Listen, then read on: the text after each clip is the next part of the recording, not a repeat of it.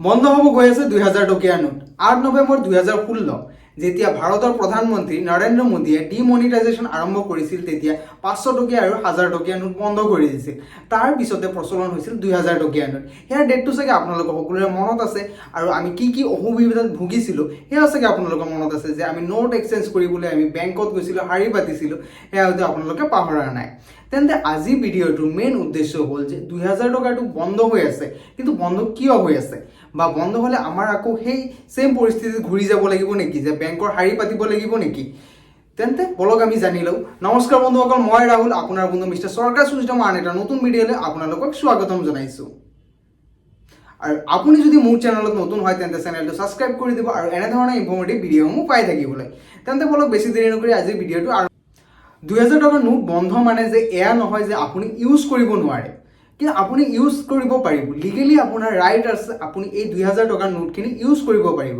কিন্তু RBI কিছুমান guideline দি দিছে, এই গাইডলাইন অনুসৰি আপুনি ইউজ কৰিব লাগিব। 2000 টকাৰ নোট যিহেতু বন্ধ হৈ যাব, সেইকাৰণে আপোনালোকে বেংকত আপোনাৰ কেছখিনি জমা দি আপুনি এক্সচেঞ্জ কৰি পইচাখিনি ঘূৰাই ল'ব পাৰিব।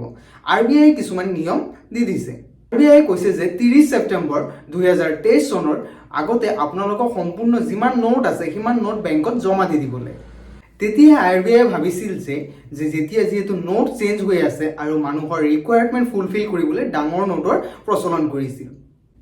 তেন্তে বলক আমি জানি লওঁ এই নোটসমূহ কিয় বন্ধ হৈ আছে আৰু নোট বন্ধ কৰাৰ মেইন ৰিজন কি।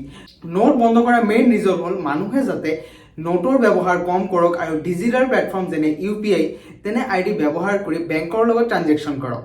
আৰু এটা মেইন কাৰণ হ'ল 2000 টকাৰ নোট যিহেতু মানুহে অতি সহজে 2000 টকাৰ নোটৰ ব্যৱহাৰ কৰি ব্লেক মানিসমূহ সঞ্চয় কৰি থয়। এতিয়া কথাটো হ'ল যিহেতু নোটসমূহ এক্সচেঞ্জ কৰিব লাগিব আৰু এক্সচেঞ্জ কৰিবলৈ কি আমি আগৰ দৰে বেংকৰ শাৰী পাতি থিয় হ'ব লাগিব নেকি? হয়, বেংকত নোট এক্সচেঞ্জ কৰিবলৈ হ'লে আমি বেংকত শাৰী পাতি থিয় হৈ থাকিব নালাগে।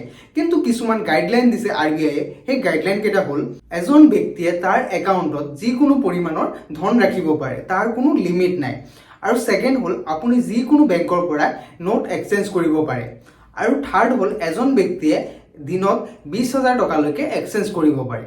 আশা কৰোঁ মোৰ ভিডিঅ'টো আপোনালোকৰ ভাল লাগিল। যদি ভাল লাগে তেতিয়াহ'লে লাইক, কমেণ্ট এণ্ড শ্বেয়াৰ কৰি দিব। ধন্যবাদ। জয় আই অসম।